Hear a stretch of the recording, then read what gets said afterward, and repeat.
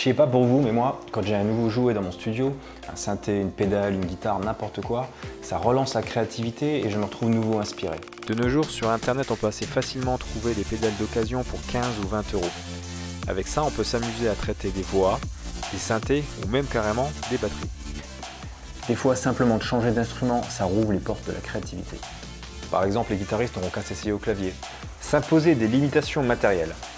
Créer à partir d'une tablette, un téléphone portable, il existe plein de petites applications gratuites qui vous permettent de créer rapidement de la musique sans trop connaître la théorie. Ça simplifie grandement le processus créatif et souvent ça permet de garder un flow pour ne pas être interrompu par la technique pendant la composition. La collaboration.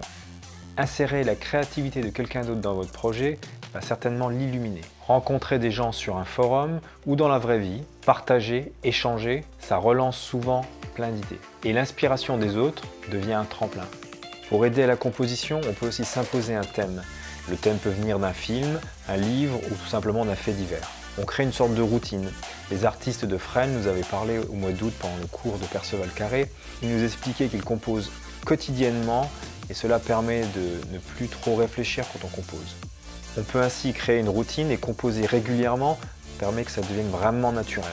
Une bonne solution aussi, c'est simplement de sortir de son studio, d'aller créer à l'extérieur, dans les transports en commun, dans un parc ou n'importe où ailleurs. Et c'est pas seulement sortir du confort de son studio, ça permet de créer des rencontres, de créer des histoires que l'on pourra raconter dans ses compositions plus tard. On a utilisé dans le clip qui va suivre plusieurs idées développées ici. Est-ce que vous saurez les retrouver ?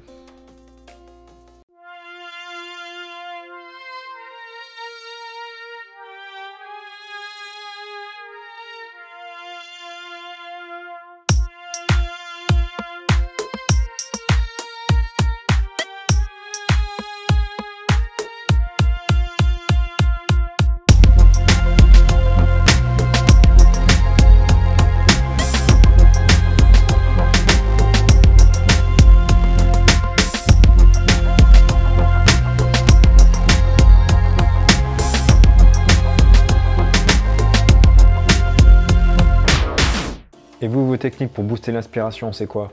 Laissez-nous-les en commentaire. Si vous avez aimé, pensez à liker et à vous abonner.